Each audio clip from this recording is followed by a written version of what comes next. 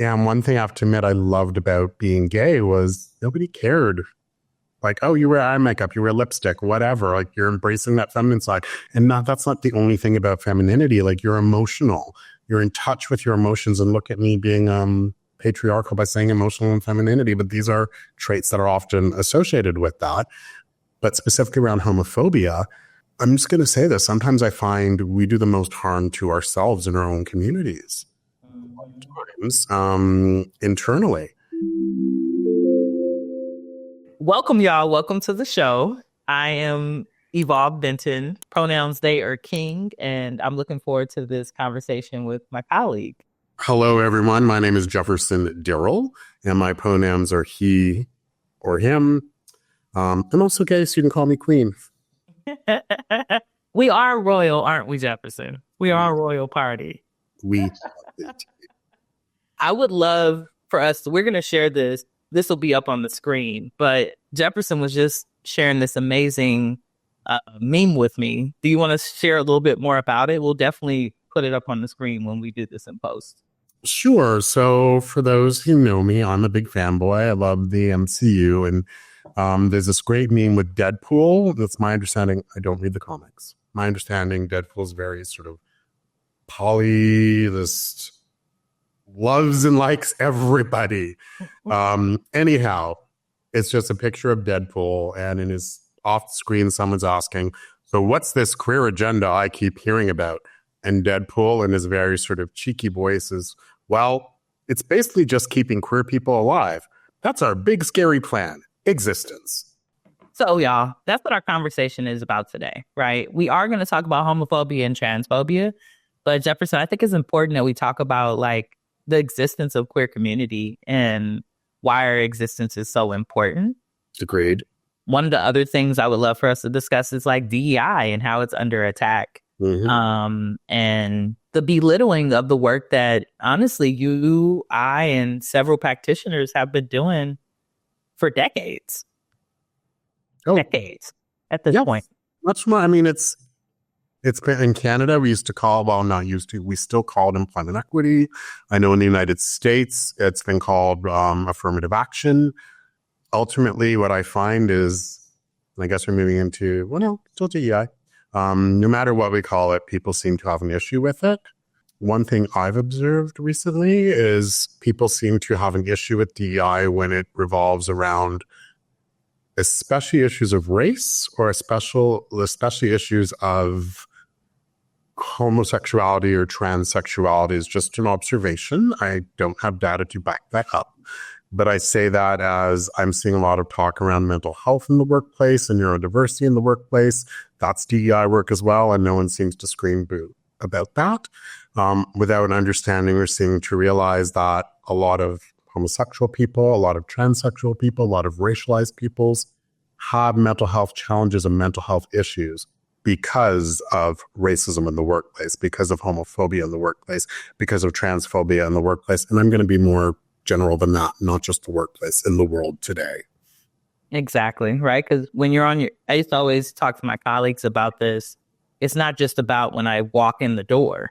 It's about the bus, the train, the coffee shop, all these experiences that happen before, which is why we can't just only educate the people in the workplace. We have to educate the community to make sure that, right, it's a safe space. But when we think about homophobia, how would you define it if you just had to define it for yourself? As in it, well, okay, that's a good question. Thank you. It's funny, we always understand what it is. I usually look to the dictionary for the textbook definition. But the way I see homophobia and transphobia, frankly, any form of discrimination is exactly that. Performing some type of bias or prejudice, frankly, to the point of harm and even death, towards a group of people that may not necessarily be part of a dominant culture, in this case, based on, from a homophobia lens, based on who they love, as in people who are in love with same gender, same sex loving folks.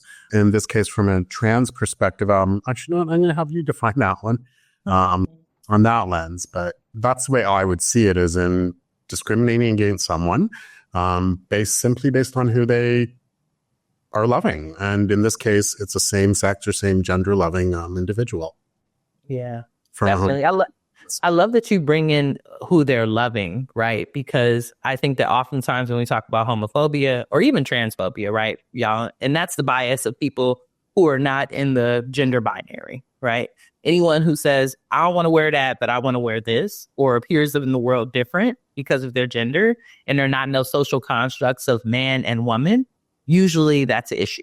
Trans men, trans women, we don't like it, right? And what's interesting, Jefferson, is oftentimes the erasure, which we were kind of talking about offline, of trans masculine people in the conversation, because trans masculine people sometimes pass more. At least that's what community says. I think that there's a whole nother thing around some underlining homophobia when it comes to trans women and, cis men actually enjoying and being attracted to trans women that people don't want to talk about, that we also see, right, in homophobia as well.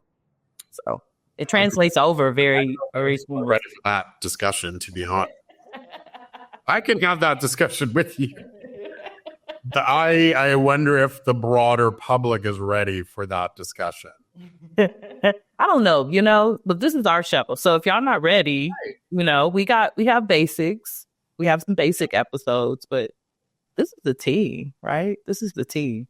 And I think it's important that we kind of think about the history of it, right? Like the history of this happening. I'm kind of obsessed with the pandemic a little bit, Jefferson. I don't know if I told you about this. So when the pandemic first happened, my first thought to myself was like, has this happened before?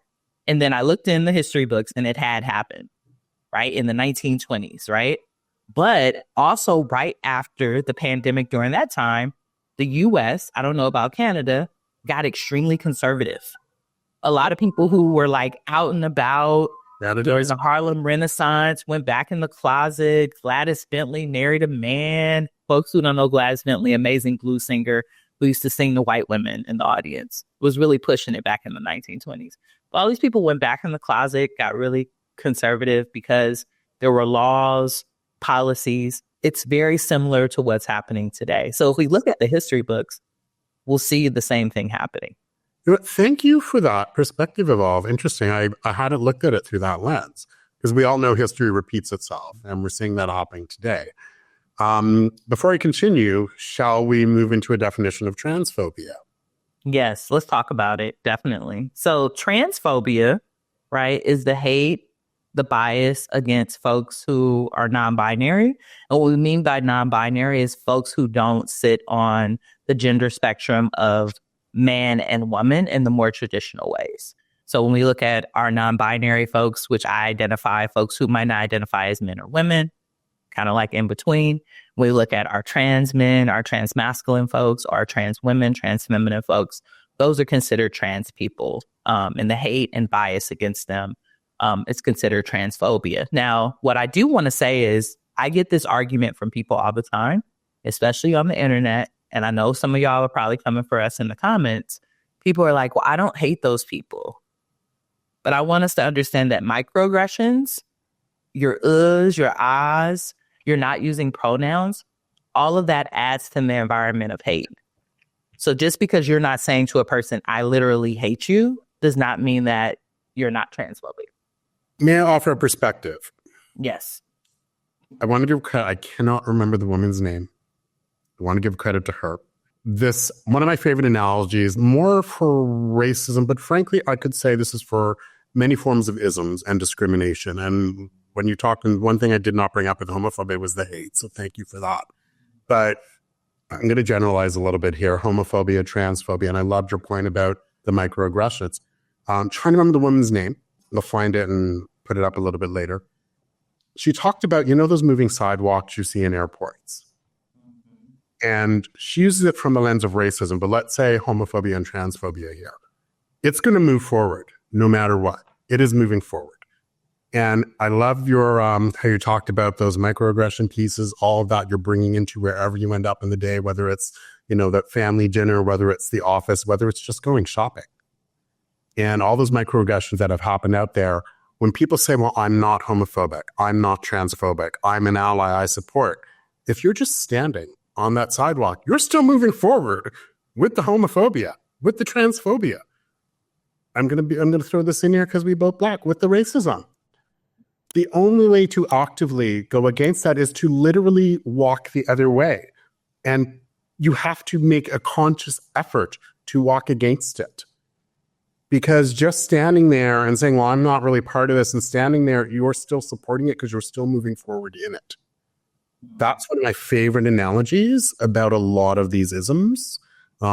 She used it primarily for racism, but I think it applies in this case as well. And that's why I loved your comment about all those microaggressions that we bring into the space. Like, I know myself as a gay man, growing up, I was very much into, I guess, when we look at the binary in what was considered traditionally more girly things, for lack of a better phrase. Like, I played with my sister's dolls, for example. I was a mama's boy. I would be the one in the kitchen with my mom. She asked me what I wanted for Christmas one year, and I wanted a little cooking set with my mom. Ironic how, today, like, the big chefs tend to be more male. That's a whole other discussion around gender. But I was very much mommy's girl. And it's interesting because my sister was very much daddy's boy. And a description that some of my friends use, how is it? My sister is not lesbian. She's, heterosexual. But the description my friends use, which is very apt, is my sister is the son my father always wanted. And I'm the daughter my mother always wanted.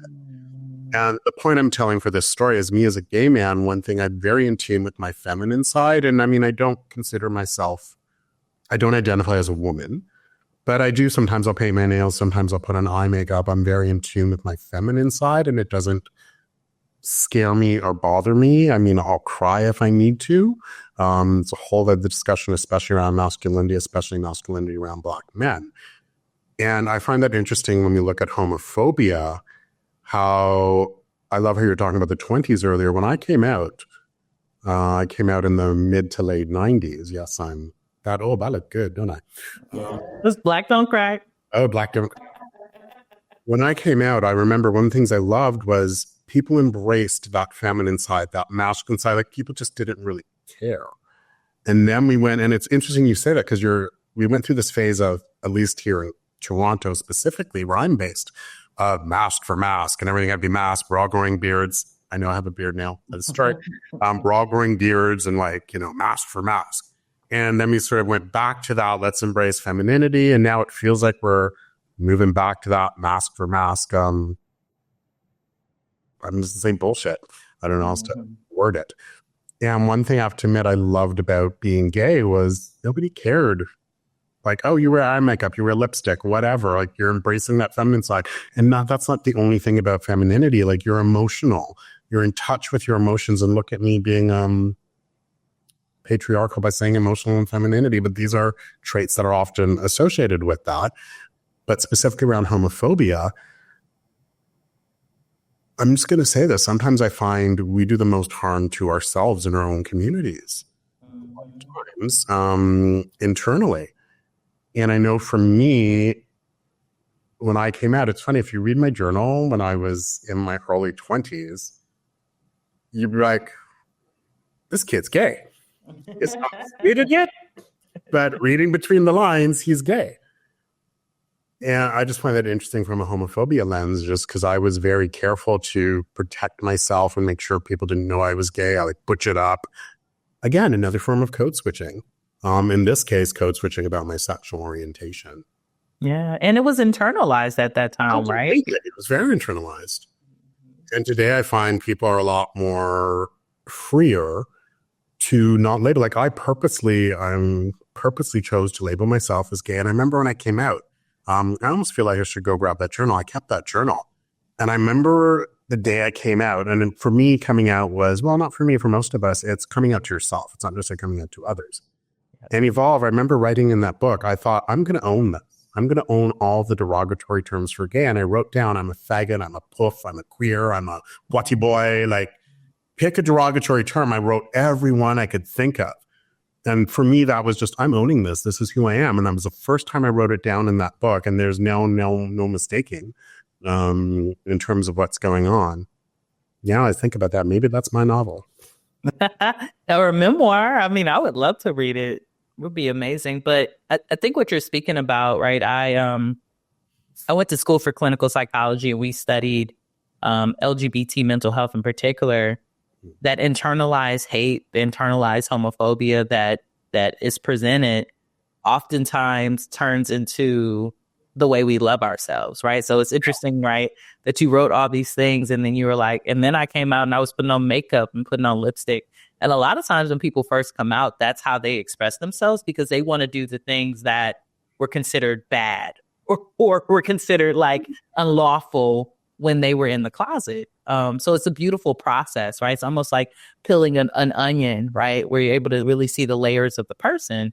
And then we come to today and, you know, you're doing this amazing work in the world and in the community, but you're so solid in your identity and who you are. Yeah. And I think that that's so important when we think about being queer folks who are still here, right? Because we even talked a lot about like how we have folks who are not here, right? Who are unalive for various reasons. But if we are going to be here, we need to be really strong in our identities and not have what happened in history happen again. I think it's so important that we continue to have these conversations, because there are young people just like you and I who are in those journals, who are scared to death, who are going to hear this and be empowered to be themselves. You've said something so profound there, history repeating itself, because that's what we're witnessing.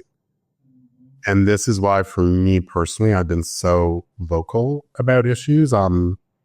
It's interesting because in my head, I'm thinking, I don't want to get political, but I'm going to get political because this is political. And this is about lives being lost, period. And I'm dating the podcast here, but I remember after the results of the US election, I was gutted. And the next day, I went to a fundraiser, a queer fundraiser for, I'm going to do a little plug here for Buddies in Bad Times Theater. It's one of the world's first queer theaters. It's based here in Toronto, and they do an annual art auction called Art or Talk fundraiser. Went to that fundraiser, and what I noticed, those of us over a certain age, in this case, I'd say age about 35, 40, we were tired. And we're all like, okay, here we go again. Because we were there in our 20s fighting that fight. I remember going down to Churchill Wolseley. It's the epicenter of queer life here in Toronto. And I remember going to protests there all through the early 90s. 1995 was my very first Pride here in Toronto. We marched up University Avenue towards Queen's Park. Queen's Park is the seat of government for the province of Ontario. And we were fighting for our human rights. The next year, sexual orientation was added to the Canadian Charter of Human Rights and Freedoms. That's what Pride was for us. Maybe I'm that old gay guy now, but a lot of the younger folk who were there, admittedly, there weren't as many younger folk at this event. I mean, just due to the nature of what it was. I invited a few friends of mine, had some free tickets for some friends of mine who were in their 20s. And it was interesting because the 20-somethings were they're very open, they're very free, and I love that. And I love seeing that. And like, well, I don't need to label myself. I don't have to label myself. I don't want to label myself. Why do I have to? And they're not wrong. When my cousin came out, I remember they said to me, because I was one of the first in my family in history to come out, recent history that we know of at least. And they were saying to them, if you'd like to have a chat. And they were like, my straight brother, my straight sister didn't have to come out. Why should I? Like, why do I have to come out? And I could not argue that. They were not wrong. But I do find now we're getting ready for that fight again. And I got to be honest, there's a part of me I'm tired. I'm just going to come and say it. Yeah. But it's an important fight, and it's happening again, and lives are literally on the case here. Like, I can't speak for the States, but here in Canada, for example, there are 3 provinces this past year that introduced laws, more from a trans and gender lens, but it's still related to LGBTQ+. I say that as in, I've heard the argument, you think you know exactly where I'm about to go, Evolve.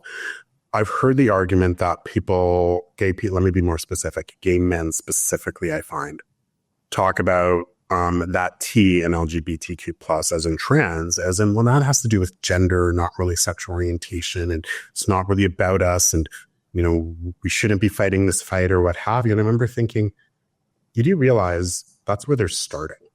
Like, they're starting with that. And I'm sure it is by design to cause division between us within our own communities. So that way we will not support trans people as, say, cisgendered gay men. I'm going to say gay men specifically because I find it's gay. I can't speak for gay women or lesbians or what have you, but it's just something I've observed. And they're going to be coming for us next. You do understand that, don't you? Anyways, where I'm going with all this is there have been a number of laws and they're couching them as parental rights laws. Where a parent has a right, because I'm sure you're aware, and again, I don't know about the states, but I'm sure it's common on these experiences.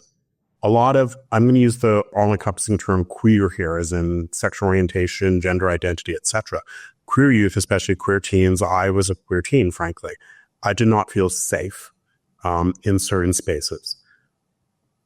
A lot of times for queer youth, the places where they can feel safe is often amongst their friends in school situations. Maybe with their teachers or have you versus at home for whatever reason. And the laws are being couched here as parents have a right to know what their children are doing, whether they're changing their pronouns in school, whether they're identifying as, a trans youth at school or what have you. Great if the parent is understanding. I can tell you, Evolve, when I was coming out, again, another plug for the 519 Church Street Community Center here in Toronto, they offered a great queer youth group. They would meet every Tuesday from 7 to 9. This is important. Again, if you are not out at home, Tuesday here in Toronto, at least, was cheap movie night. So you could say to your parents, I'm going downtown for the cheap movie from 7 to 9. You can go to your meeting and come back home. And your parents are like, oh, how was the movie? So that was, again, a way of covering it. I remember going, I was a bit older. I would have been in my early 20s, but there'd be a lot of teens there I came out. My parents kicked me out. I don't know where I'm sleeping tonight. Every single meeting. Yep.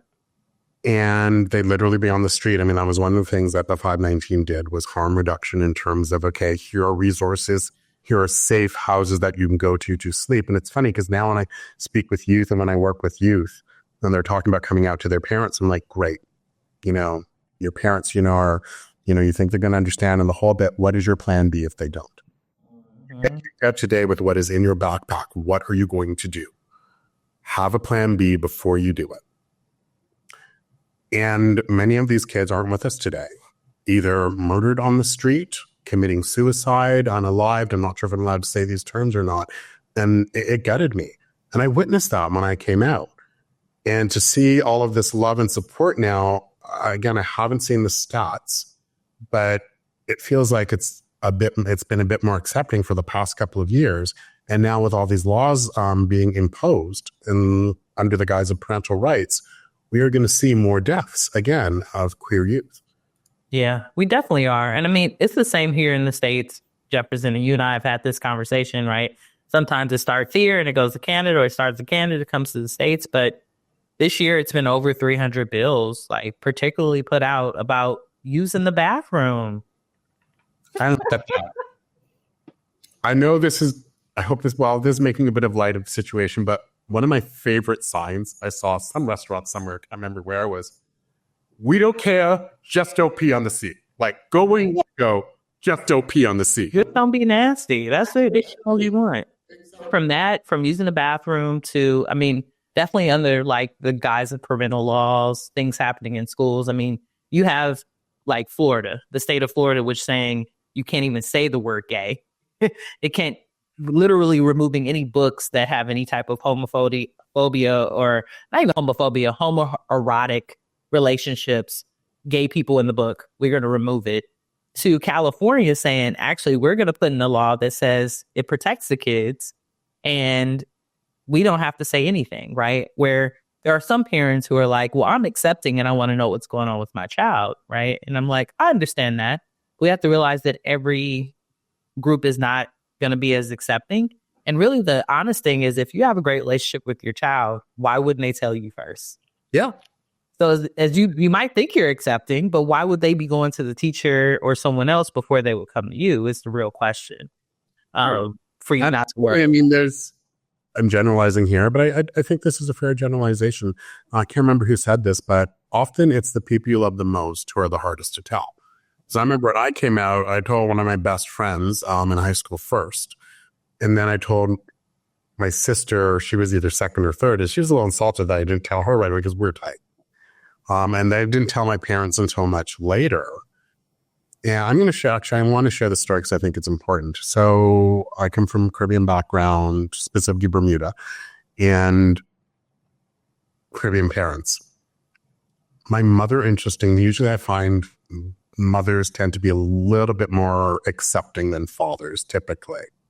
It took my mother about 3 years before she came around and fully accepted me. My father accepted me right out of the gate. And I realize now that I think my father knew I was gay before I did. I say that, I'm not going to share the joke, but when I was maybe 13 or 14, I heard a very off-color joke about gay men. They didn't use the word gay men, and frankly, anal sex. And I was obsessed with, is that how two men have sex? Like, that's what I fixated on. I was smart enough to know not to pull at that string with the other 13-year-old boys, but I went home, told my father the joke. And then I followed up with, so Dad, is that how two men have sex together? Like, on one hand, I'm thinking, that's pretty freaking amazing that I felt comfortable enough to talk to your dad about that, yeah. Now, gay sex, basically, I'd ask him, is that how two men have? And here's the best part of the story of all. He looked at me and he said, well, when you think about the plumbing, how else are two men going to have sex? And I looked and I was like, oh, and I was satisfied and I walked away. There was nothing else said after that. And what's interesting is I didn't realize until I was in my 20s and when I did finally come out, that in essence, I had come out to my dad. Just think about it. Like your 13, 14-year-old son is asking you quite literally about gay sex. Mm-hmm. And when I think about my dad's response, like there was no, why are you asking me this?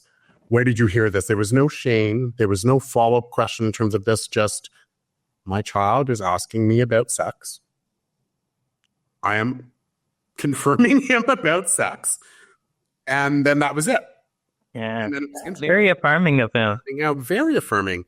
And unfortunately, he passed before I got a chance to confirm this. But when I was in my 20s, when I came out, RuPaul had, from RuPaul's Drag Race, just come out there. Remember the Super Bottle album? Do you remember that album? Mm-hmm. RuPaul's first album? I believe it was the first album, the first big album he's made in Canada.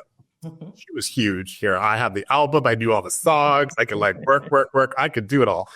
And I'm literally listening to that album in my room. And RuPaul was in Canada doing a tour, and he was on doing press on some radio station. And my dad was listening, and he calls me, says, "Son, do you know about this performer, this drag queen performer?" I was like, I'm thinking, gay trap. Mm-hmm. Oh, I have no idea who this is. Who is it? Meanwhile, I'm like, I know the songs. I can sing all the words.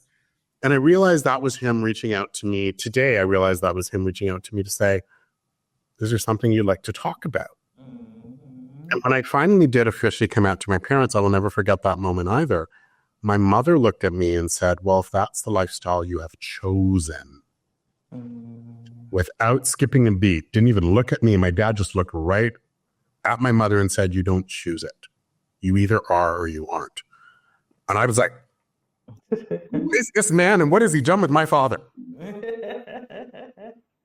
And I mean, not everyone's story is as, I would say, positive and fortunate as mine. And Dad, I love you for that. I'm going to cry in a minute. But when I think about homophobia, when I think about transphobia, and the word you used, which is very apt, is hate. And that's what I see a lot of hate around that. We as queer peoples, as trans peoples, as gay peoples, as lesbian, as non-binary, it's cute that we say in Canada 2S for two-spirited, to acknowledge our Indigenous peoples here on this land first, as 2S LGBTQ plus I, et cetera, peoples. We are in nature. We have been here. None of this is, I'm going to use the word unnormal or abnormal, the words that other peoples tend to use to describe it. I mean, studies have been done with same-sex penguins raising baby penguins together. Like, I mean, you heard about the two male lions who were copulating together. It's in nature. many indigenous cultures, and when I say indigenous, I'm using the broader term here, not just here in North America, Turtle Island, I'm thinking South America, I'm thinking continent of Africa, acknowledged more than two genders.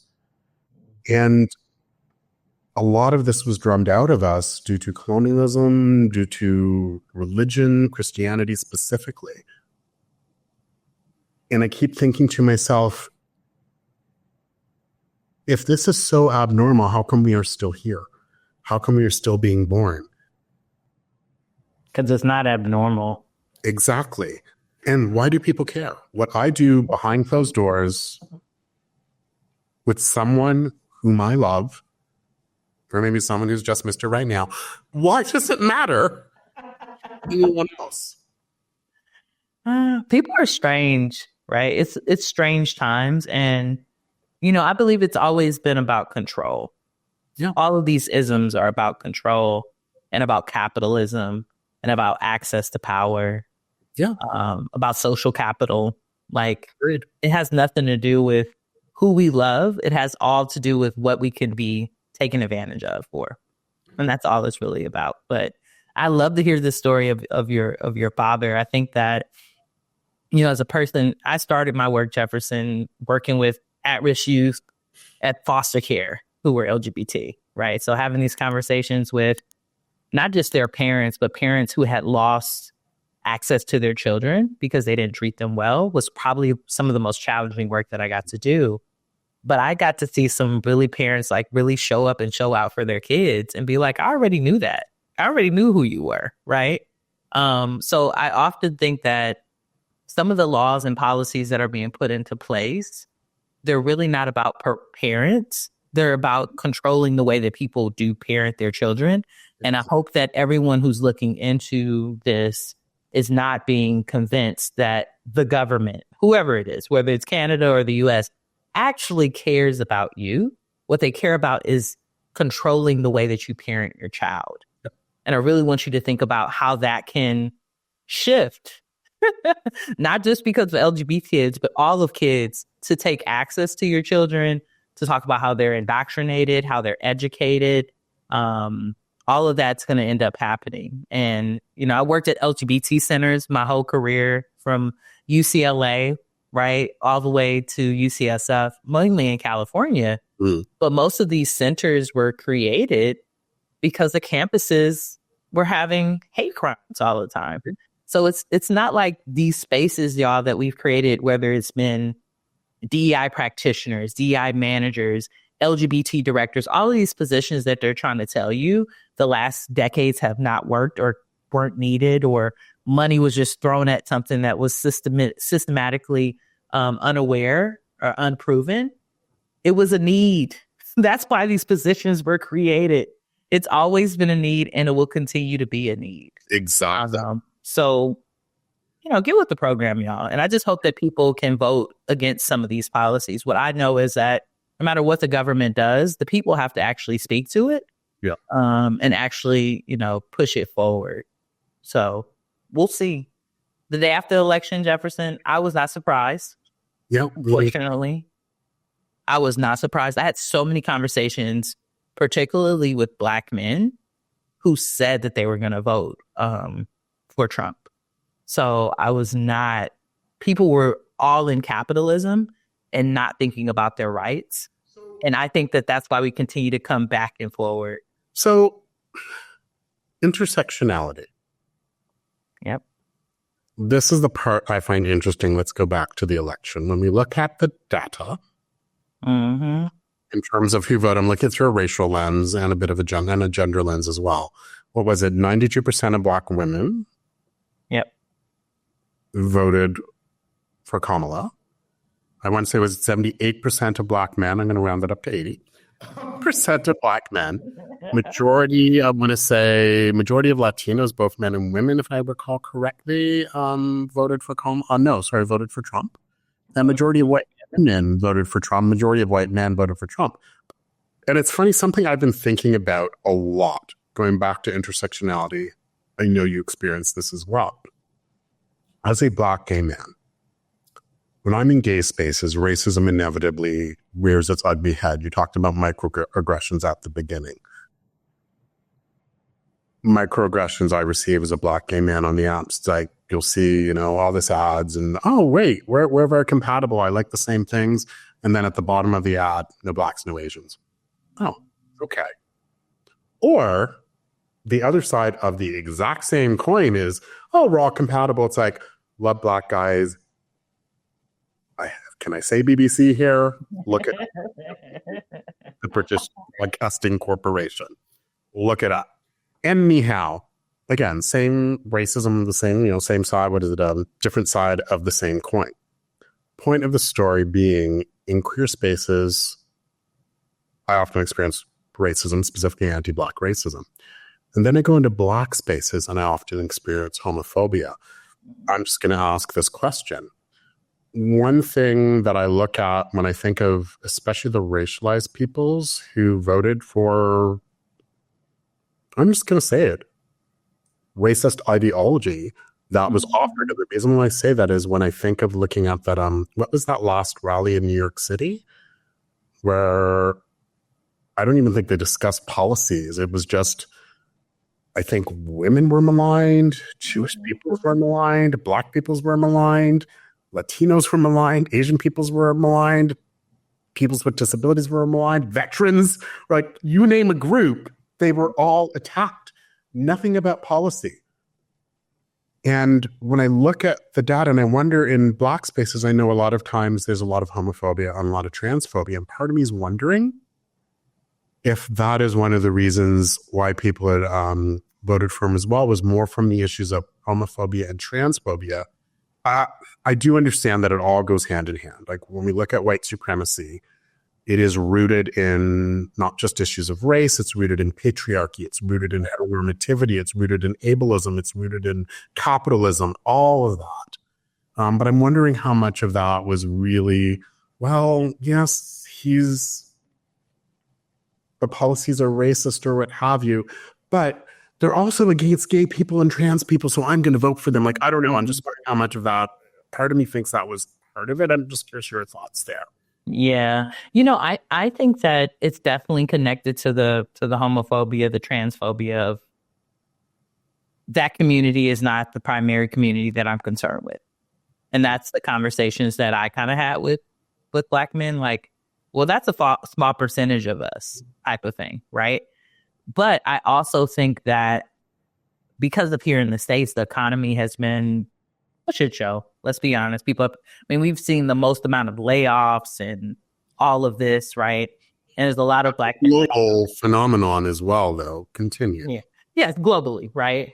But we've definitely seen it here. A lot of people are like, well, he's going to bring the jobs back. When he was in the office, I had more money. And that's all that they're really thinking about. And the other thing is, go back. Sorry, I want to hear your next point. We just go back because I've heard that argument as well. Mm-hmm.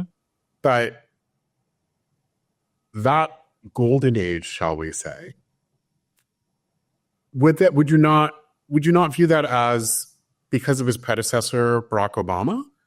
I definitely agree. For 8 years, and then they're riding that, and then when he took over a great country and a great economy. Exactly. And then when people, because I've heard that argument, and people say under Biden, things are crap, quite frankly. But that was after 4 years of. Exactly. Quite frankly. Exactly. And there's some things that Biden did that, I don't appreciate, especially when it comes to the war and Palestine and all of that. But I think that there's underlining all of this, Jefferson, there was also an extreme hate for a Black woman being in leadership. Oh, completely. The things that I heard, particularly, and I'm calling y'all out because I had conversations with some of y'all Black men about like, well, what happens when she's on her period and she has an attitude, or how's she going to run the country? Like, she didn't have emotional intelligence. And what was so disrespectful about it, and I'll just say this, the majority of y'all were raised in single family households with only Black women. Yep. And this is no shade to the people who had dads in the house, because I did, and I think that that's a blessing. But we got to look at the stats, especially here in the U.S. The majority of y'all were raised by Black women. So for you to be saying all these things and to convince yourself of that is childish. I don't understand. Like, so many, like, I was raised with two parents. I was very fortunate to have both my parents. I'm going to say my family's, both sides, I'd say were a bit more matriarchal than patriarchal, quite frankly. And again, looking historically in many different cultures, I know many African cultures tend to be more matriarchal. I mean, here when we look at, for lack of a better phrase, the New World, thinking the Caribbeans, the Caribbean, the Americas, we understand the reasons why it tends to be a bit more matriarchal here as well. It's Black men, basically. I mean, the fact that I am the age that I am right now and survived is a miracle. Like, Black men living who are, frankly, over the age of 20 is a miracle. In North America, we are walking miracles.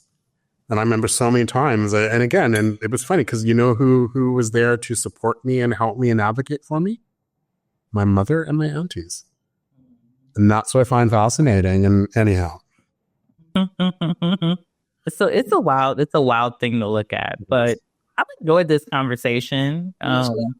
Thank you. I think we got to talk a little bit about the history, where things are going. And really, if I could title this episode, it would be "Keep the Good Fight Going," Jefferson. Because what I hear, I know you expressed that after the election results and you're sitting there at that meeting, you're like, I'm tired. But also what I hear from you is you still got some fight in you. Okay. You ain't too tired to fight. One last shameless plug. Yes.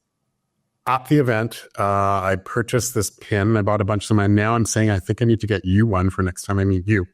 There's this queer artist here in Toronto, Tim Singleton. He had these great set of pins that said, "Queer spaces are sacred." Yeah. We need to find that image. You can find Tim Singleton on Instagram. You can find that image and put it up. That's for the editor. And I bought a bunch of them. I was down at a queer business lunch in Palm Springs after the election, and I gave it to a number of the people there. And I'm realizing now I think I need to get you one as well, Evolve. I would love one. And I would like to shout out one of the queer folks here in the U.S. that I love their work.